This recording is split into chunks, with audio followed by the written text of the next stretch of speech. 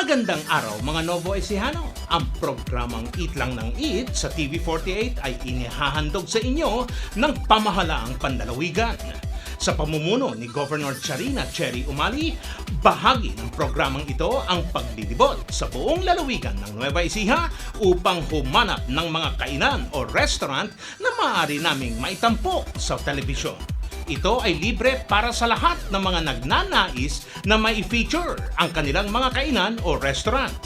Sa mga interesado o nais maging kabahagi ng programang ito, ay maaari kayong magpadala ng inyong personal na mensahe sa Facebook account ng Double P Philip Picture o sa Facebook page ng Eat Lang ng Eat sa TV48 o kontakin lamang ang mga numerong 0917-550-2224 o 0998-973-3177 o 0925-354-4125.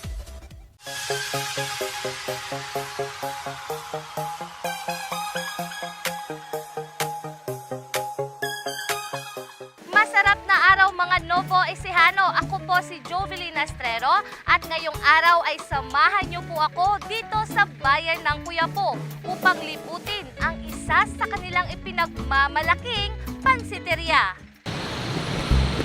Hoy, Joby! Uy! Anong kaya aga-agat pusturong-pustura ka? Nakabihis ka? Saan ba lakad mo? Ililimot daw ko sa akin ng kaibigan ko. Kasi gusto ko na munang lumayo sa mga mauusok na lugar. Namimiss ko kasi yung simpleng buhay lang. Ano mo yun? Ang ingay-ingay dito. Puro na lang sakay, ganon. O kaya, puro na lang matataas na building. Puro na lang malls. Gusto ko naman sa, alam mo yun, medyo malayo sa mga polusyon. Kasi napakausok eh.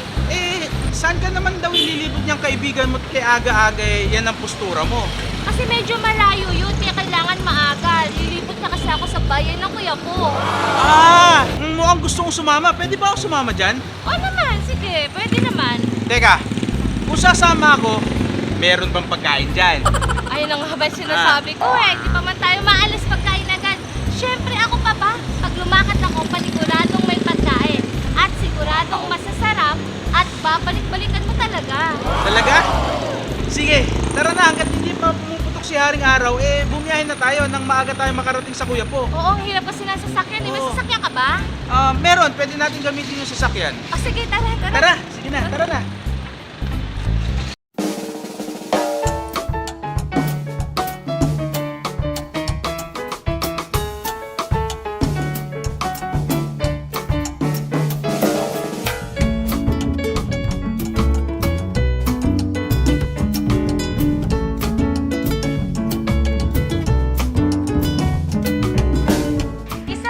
Matapos ang World War II o ang pananakop ng mga Hapones sa ating bansa, ay naitayo ang bahay na ito na pag-aari ng pamilya Flores. Kung ating bibilangin, ay umaabot na sa mahigit na 70 years old ang bahay na ito na naitayo noong 1945 na ginawang pansiteria. At ngayong araw ay ating makakasama si Mr. VJ Coronel at NECBA President Alfred Santos para tikman ang kanilang house specialty, ang paborito ng bayan, ang pansit. Asa na ba yung mga kasama ko? Kuya VJ, Alfred, tao po, may multo kaya dito?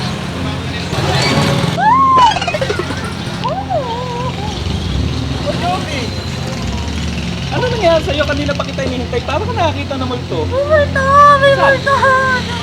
Wala naman Halika na. Papakilala kita sa may-ari ng pansiteria. Ay, sigurado ako mabubusog ka. Halika na. Mabubusog tayo sa loob. Sigurado. Ay! Joby! Si Ate Susie yan. Siya yung katiwala dito sa pansiteria.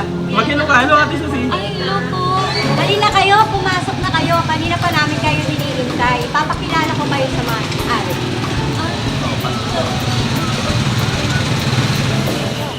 Asa na nga pala si Kuya VJ? Nasaan na nga ba? Teka. Baka nagtago. Oh, sa laki ba naman nun nakakapagtago yun? Malay mo. Tara, hanapin natin. Saan? Baka nasa taas. Baka bumagsak to. Tara na, hanapin natin siya. yun? BJ! Saan ba yun? Ay, BJ! natago dyan. Malay mo, pumasok Ano siya. dito? Hindi siya kakasya dyan. Di mas lalo naman doon. Baka sa kwarto. Oh, baka kamay niya to. BJ! Ano dito? Diyan kayo. Di kami takot sa'yo, no? Wala kayong matabang multo. Ha? Si BJ. So, kilala kita, ikaw si BJ. Saan kami nagpupunta? Kanina ko pa kayo nahanap. Nangialam kasi ako dun sa kitchen kaya eto, puro arena yung mukha ko. Ayan. Oh, kanina pa kayo naghahanapan. Nandito na sila sa taas, hinahanap ka yata Oo nga. nila. Kanina pa namin kayo nahanap. Si Tita Luz. Siya yung may-ari ng restaurant. Ah, okay. Hello, Joby. Hello po, nice meeting you po. Joby. Nice meeting you too. Thank you for coming. Yes po, glad to be here din po. Teka, bakit yan yung tsura mo? Kasi nga, nangialam ako dun sa kitchen nila Nagmasa ako ng Mickey, sinubukan ko. Oh, marunong ka na magmasa? Oo naman! Andun nga niluluto, napakasarap. Gusto niyong tikman? Tikman natin? Ay, opo. Ay, sige Sinabi po. ni Para Ivan. mapurbahan niyo kung gaano kasarap ang aming homemade pansit. Okay po, tara. Tara. Tara. Let's go.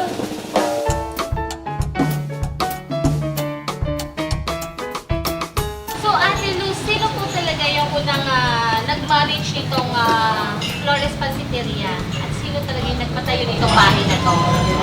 After the war, ang mga magulang ko ay kasama ng kanilang mga magulang ay tumira na rito.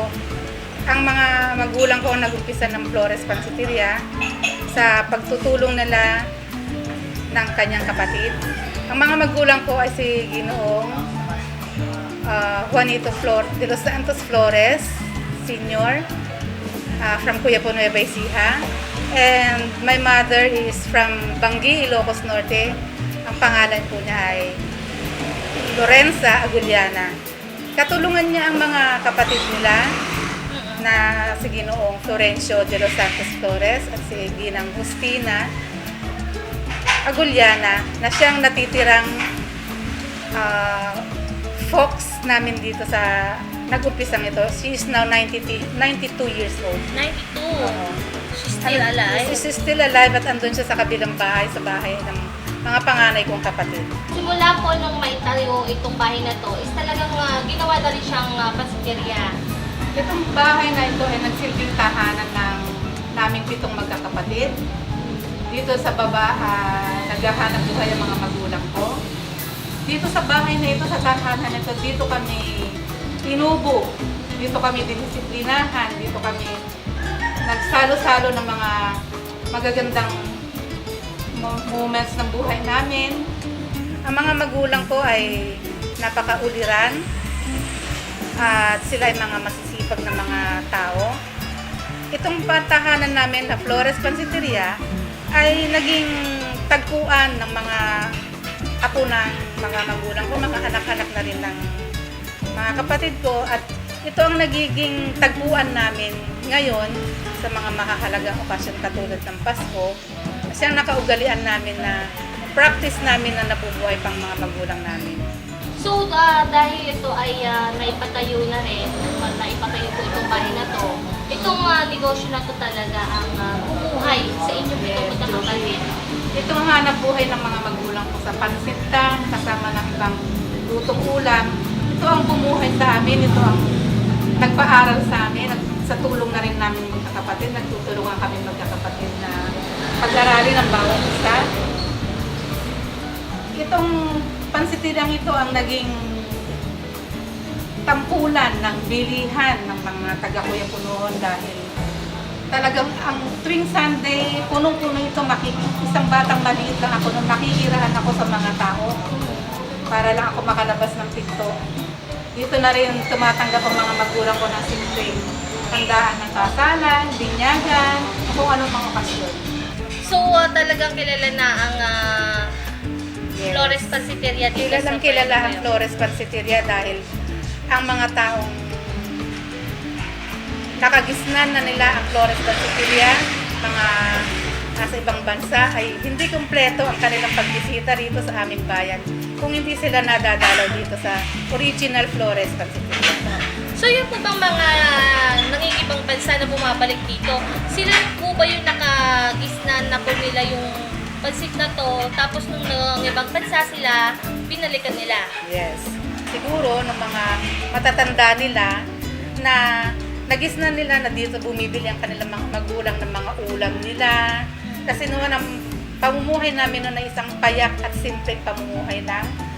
Sapat na ang isang kapiterang pansit na may sabaw para sa isang pamilya.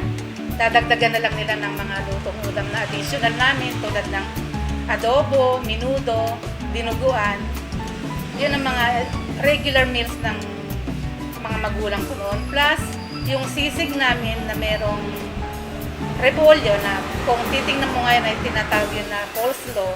Pero ibang timplada, wala siya mayonnaise, wala siya.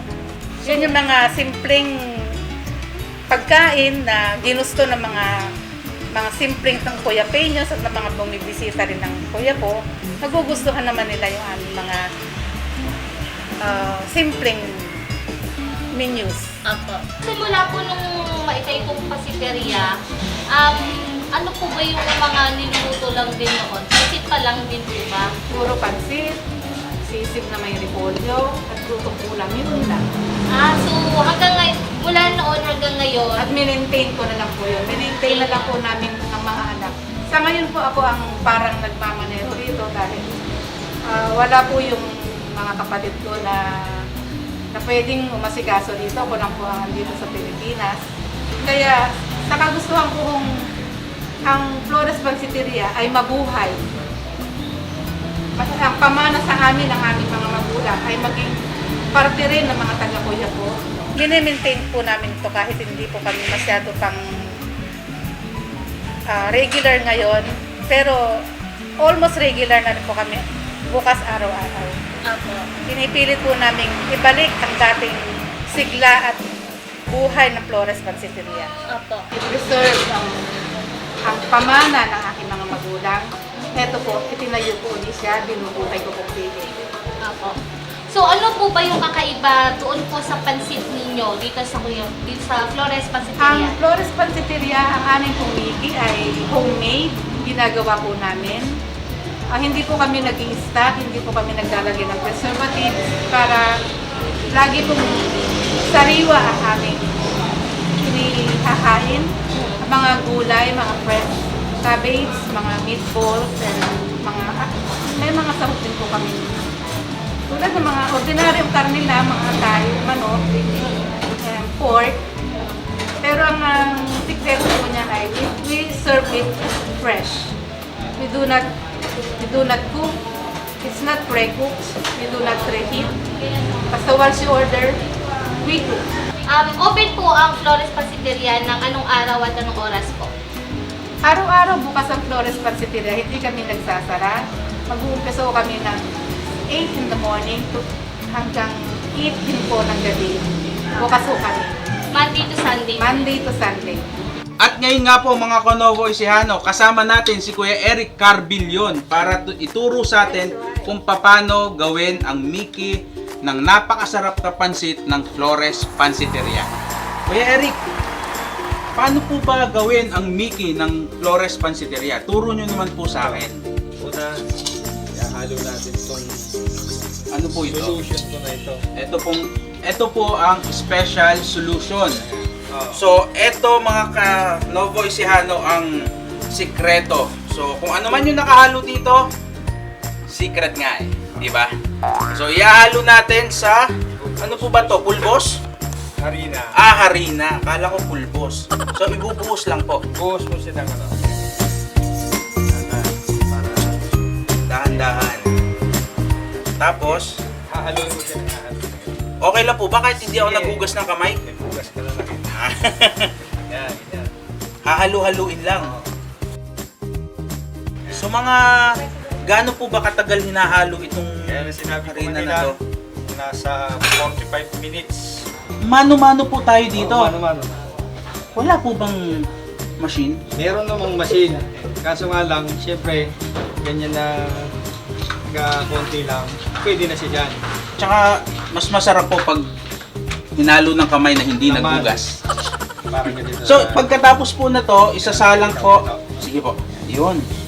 Yun, gano'n naman pala eh. Hanggang sa, ang makikita mo dyan, yung parang dikit na siyang medyo lalabas yung parang ganito na siya. Pagka ganito na siyang klase, pwede mo na siyang balutin sa sako para mapitpit. Sa sako po. So, nabanggit nyo po, i-ano po natin dito sa dalawang makina na to. Ano po ba yung mga makina na to? Siyempre, Mga sikreto rin po. sikreto rin. Sikreto rin. Pero, Matanda pa sa atin yan. matanda pa po ba sa atin yan? So, nung po ba nagsimula ang Flores Pansiteria? Yan na po ba ang makinang ginagamit ayan. dito? So, antigo na pala to. 1945 nag-umpisa itong pansiteria. So, ilang taon na po siya? 1945. Ano ngayon? 2000. Huwag na nating alamin mga kanobo Isihano. 72, yun. Na-compute din ni Kuya Carbillonario. Okay. Para pagka binalot dun sa sako, hindi siya madudurog pagka pinadaan mo siya dun Sa makina po. Pero yung makina po, mano-mano rin. Mano-mano rin. So lahat mano-mano. Mukhang lalabas yung tabako dito ah. Dahil mano-mano eh. Pero okay lang. Sabi nga, mas masarap kainin kapag pinaghirapan. Tsaka yung special solution, yun lang po paghahaluin natin. Wala na pong iba. Hindi po kasama yung pawis natin. Wala. Walang pawis. Kasi dito mga kanoboy siya, napakalinis talaga ng pansit nila. Kaya naman, sobrang sarap talaga. Sa sobrang sarap, mahirap palang i-prepare. Napakatagal. Gutom ka na? Nagpe-prepare ka pa? Dapat po diinan. Tama-tama pala sa akin to eh. Dapat dinidiinan eh. Oo, ha? Yun. Yun nga po mga kanobo Isihano. Maya-maya lang po at magiging pansit na to at kakain na naman po tayo. Kuya Eric, araw-araw po gumagawa po kayo na to. So garantisadong araw-araw fresh po ang mabibili po dito sa Flores Pansiteria. Yun mga kanobo Isihano. Kasi walang preservative to eh. Mhm. Lalagay dito. Babalot po sa sako. Itataktak po natin sa sako.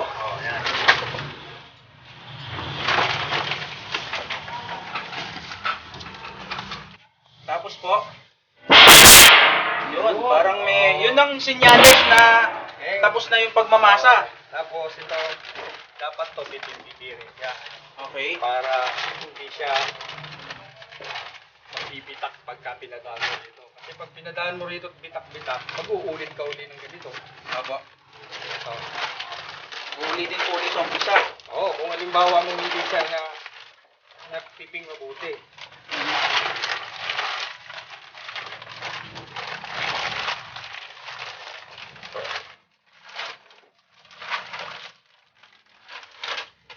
Paano po iyan po sa tubo? Yan talaga ang eksperto pagdating sa paggawa ng pansit. So, kung first time mo lang gagawin to, hindi mo siguro magagawa ng perfect. So si Kuya Eric, hinasa na ng panahon. Tutubuhin. Uy, ililitsyon mo po ba ako? Teka lang, ililitsyon ba ako? Ito ang bagay sa'yo. Yun. Yun. Kala ko po, Kuya Eric, ililitsyon nyo na ako eh. Kasi may tubo na. Pwede ba siya napipigayin? Ito nga ang bagay sa akin kasi Hanggang sa mag-flat siya. kailangan. Yun. Pwede po ba ako mag-apply dito para libre pansit araw-araw? Di ba? Magandang ano yun. Dali. Ano to?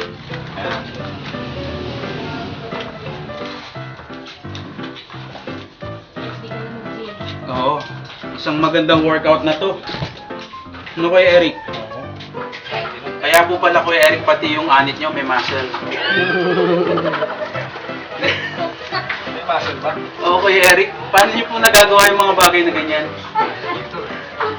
Dahil po sa pagmamasa? Oo. Hindi lang pala abs sa magkakaroon, pati anit. Sigurado magkakaroon. So Kuya Eric, di ba 45 minutes po natin mamasahin yan. Gano'n naman po natin katagal lulutuin yan? 45 years din po ba? Kasi ito, pagka namasok na padaan dito, bago siya padaanin dito, medyo bibilad muna natin siya ng ng mga 20 minutes siguro. Sigun sa panahon. Kasi pagka ganito So, kailangan po patuyuin muna siya, bibilad pa. Oo. So, yung pagkapitpit niya, ibibilad muna bago padaanin sa mga makinang antigo na to. Kasi pag pinadaan mo siya napadaan mo siya dito, tinabas mo kaagad, pagdidikit-dikit siya. So kailangan po medyo tuyo muna siya. So, kailangan din po na expertise kung yung moisture texture niya, yung moisture niya sa dough, okay na. So, yun. So, gano'n na po kayo katagal nagmamasa dito sa Flores Pansiteria? 1 year kami dito, February 4 last year. Opo. So, 1 year na po ngayon. Nag-1 year kami Mahigit. nag-1 year kami nung February 4. Pero expert na po kayo. Hanggang sa mapaghusay ko pa siya na mapahusay. Mga Kanovo Ecijano, ito na po ang kinalabasan ng ating minasang harina kanina at special mixture ni Kuya Eric. At ngayon po ay ibibilad naman na natin ito na mga 20 minutes. Buksan muna natin. Kaya sinabi ko, pagka hindi mo siya na, yung bibitak-bitak siya. Pero itong klase na to, okay siya. Okay na po. So, yun. So, eto na po, mga Kanovo Ecijano, ang harina na minasa natin at nilagyan ng special mixture. Medyo ibibilad na lang daw po ito. Tatabasin pa muna natin. Ano po ba talaga? Tatabasin muna.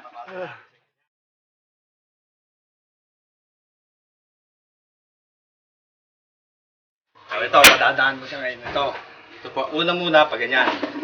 Para pumlat siya. Ayan. Tira. Ayun. Yun.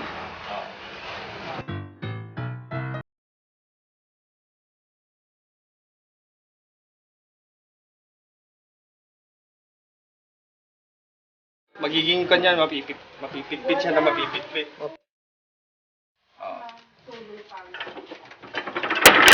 Kakain na po tayo? Ay! Lalalalalalala! Kapangit! Okay. Oh. Yan nyo. So, ito na po. Bibilad mo naman siya nito ngayon para dito na ang kasunod. Yun po yung 20 minutes. Sigon.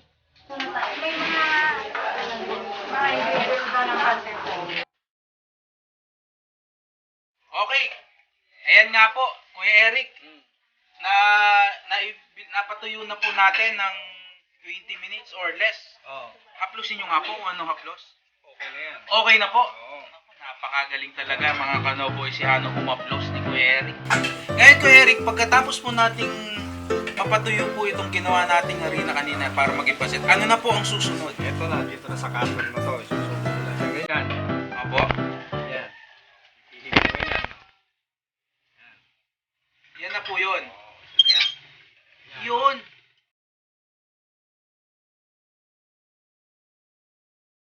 Susubo po dito.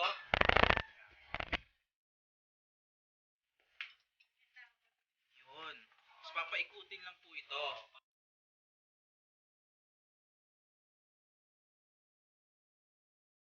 Ayun, kaya nga naman mga Kanovo Ecijano, dito sa Flores Pansiteria, talagang makakasigurado kayo na fresh lahat ng pansit na ihahain sa inyo. Kaya, di ka na. Kain na tayo ng pansit. Luto na tayo, Kuya Eric. Yan! Yan ang gusto ko! Malapit nang kumain! Huhuy! Matapos ang mahaba-habang proseso ng paggawa ng Miki, ay pwede nang lutuin agad-agad ang special pansit ng Flores Pansiteria. Siyempre pa, ang mga kinakailangang ingredients nito ay tulad lang din sa normal na pansit ng Pinoy. Mula sa kumukulong tubig ay panandaliang ilulubog ang Mickey. At agad ding iaahon upang hindi madurog ang noodles.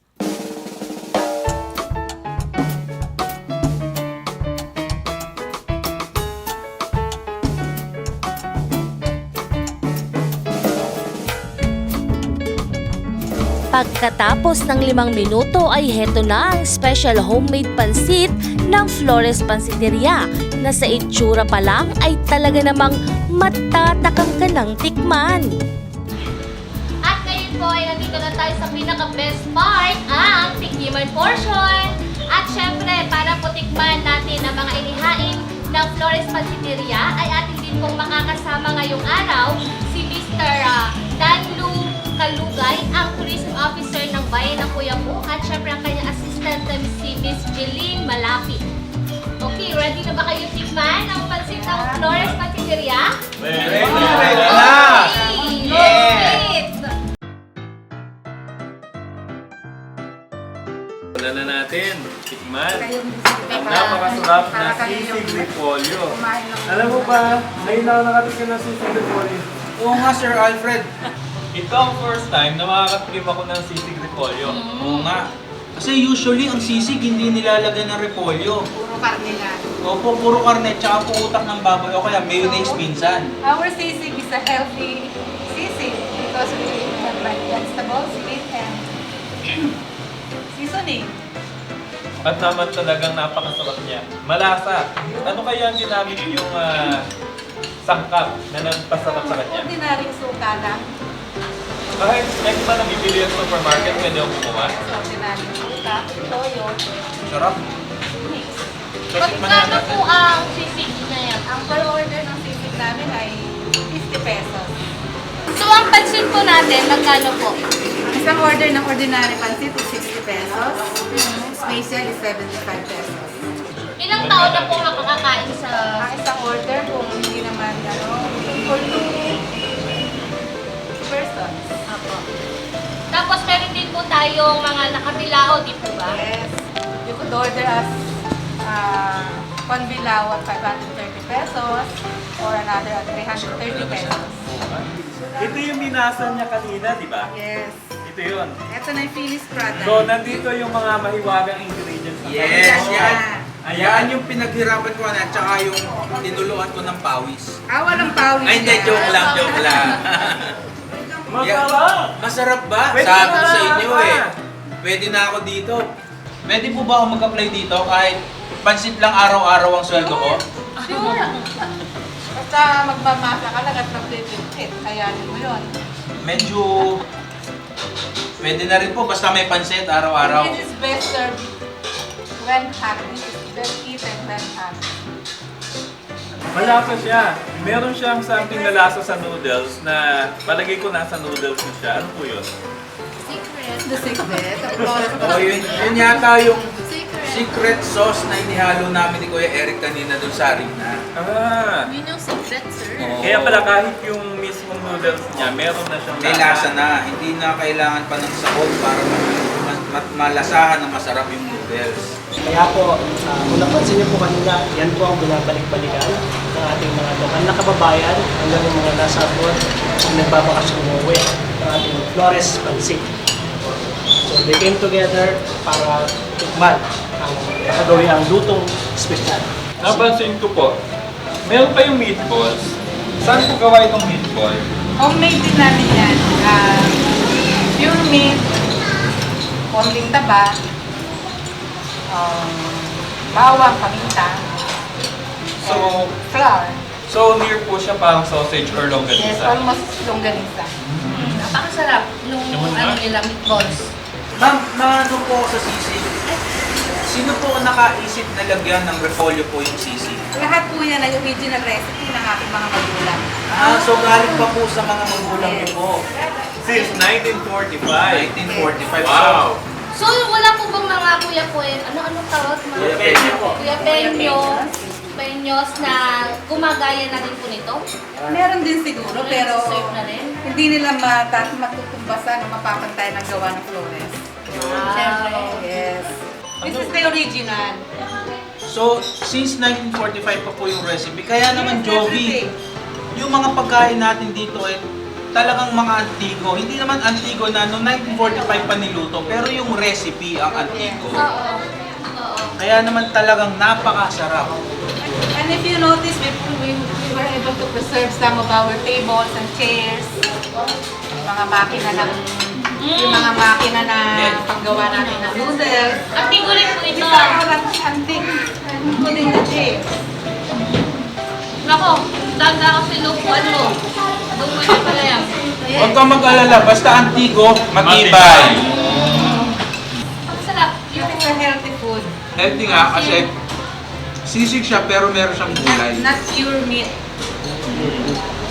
So Jovi, kahit kainin mo ng kainin, hindi ka babata dyan. At saka bagay yan sa pansit. Bagay kong ihalo. Yes. Try nga po natin. Ako na sinabi mo kanina, mas maganda siya pag pinahain. Perfect combination.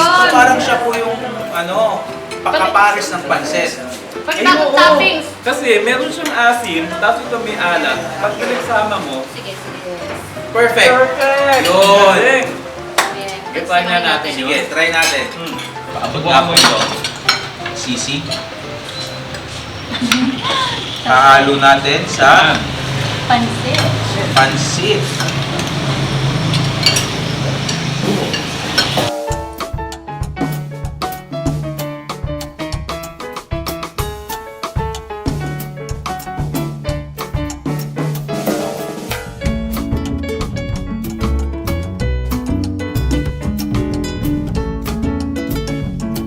Hindi nakatakataka kung balik-balikan ng mga parokyano ang pansit ng Flores Pansiteria dahil sa masarap na timpla ng Mickey at mga toppings nito. Kaya naman kahit na nasa ibang bansa na, ay hinahanap-hanap pa rin ito ng karamihan. Okay, we are from Seattle, Washington, pero may bahay kami sa Antipolo. Tuwing nagbabakasyon kami, hindi kumpleto kung hindi kami mag-stop over dito sa sa Flores Pansiteria nang dahil lang dito. Dahil kahit sa Amerika, hinahanap-hanap ko ito. So, ayun. Napakasarap. Hindi kumpleto ang bakasyon kung wala ito. From Antipolo, ito ang ano yun? Sinasadya namin dito ito. Just this. Yes. Anong po bang meron dito sa pansit na to? Bakit ito yung hinahanap-hanap ninyo kahit nasa ibang bansa na kayo? Yung lasa. At saka ibang-iba, kasi sila mismo ang gumagawa, tapos pag mag-order ka, hindi yung lulutuin pa lang. Lahat is fresh na fresh talaga. Every year kami nagbabakasyon, so every year kami nagpupunta rito. I am inviting everybody to come and try this pancit from Flores Pansiteria because this is the best. You will never regret. I tell you, believe me, this is the best. Hindi kumpleto ang bakasyon ko kung hindi ko matitikman ito. So every time I come here, I always come here just for this pancit. Oo, totoo yung sinabi niya. Dito kami sa kuya ko nang dahil sa pansit ni ate. Flores Restaurant. Number 1, ang pansit ng Flores Pansiteria. Mga Nueva Ecijano, hinanyayahan ko po kayo na bisitahin po ninyo ang Flores Pansiteria since 1945. Nandito po ito sa Quezon Avenue na Kuya po, Nueva Ecija. Ang aming pong contact numbers ay 0997-627-8055 and 0905-785-6652. Salamat po sa inyong pagdalaw at aasahan po namin ang inyong pagdating. Bumisita po kayo sa aming bayan. At yan mga kaibigan, atin pong natikman ng ipinagmamalaking pansit ng Flores Pansiteria dito sa bayan ng Quiapo. Ako po muli si Jovelina Estrero na nagsasabi, paminsan-minsan kalimutan muna ang diet, pagbigyan muna ang inyong mga palate para happy tummy, happy you, eat lang ng eat!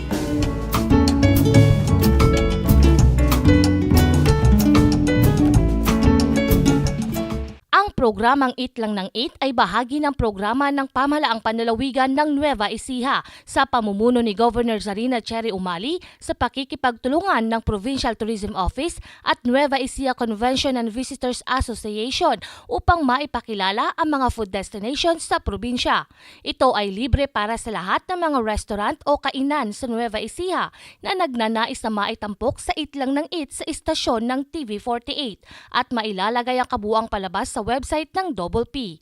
Sa mga katanungan at iba pang impormasyon, kontakin lamang ang numerong 0917-550-2224 o 0998-973-3177 at 0925-354-4125.